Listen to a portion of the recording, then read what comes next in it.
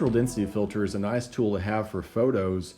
It can be used for shots like this where you want to slow down the movement of the water and get a slow shutter speed during daytime hours, or this shot for blurring a waterfall.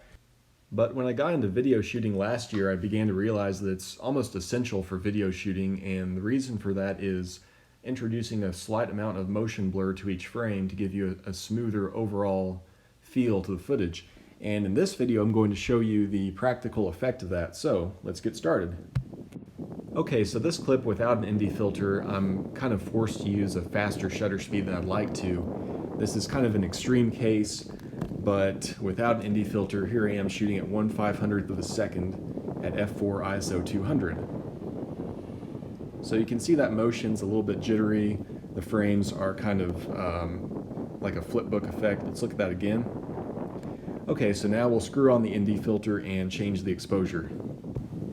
Alright, and this is with the ND filter mounted and a slower shutter speed selected.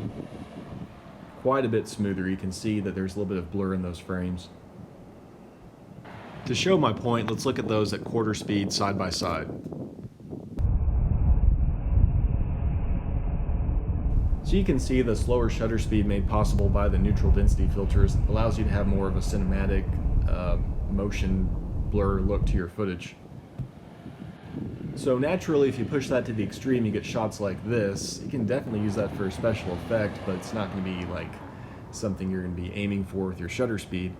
Basically, the rule of thumb is this. You want your shutter speed to be about double the frame rate on your video. And going into video, I didn't even realize those are two separate things, but yeah.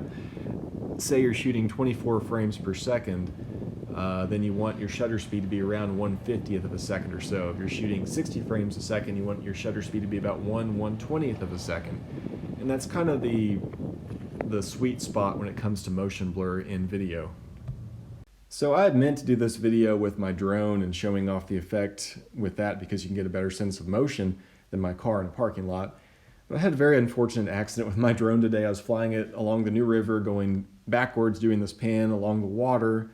It looks like I was a little bit too close to the shoreline and I got caught in some branches, and that's where it is right now. It still works. It's still up there, guys. Could not think of any way to get it down safely.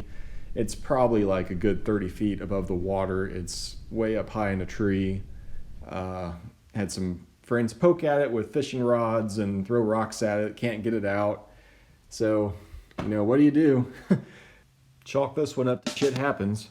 Alright guys, thanks for watching as always. I hope this video was helpful for you. Please like and subscribe for more. I really hope my next video is unboxing my new Sony a7 Mark III.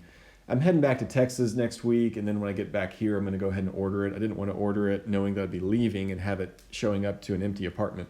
So hopefully that gets here soon. As for my drone stuff, I think my droning days are over. I've taken some pictures with it. It's fun, but it's risky, and there's a lot of restrictions, and I don't know, just the idea of spending that much money on a drone with a little tiny cell phone sensor flying around. I just think, like, for me personally, that money would be better spent on terrestrial photography. Thanks, guys.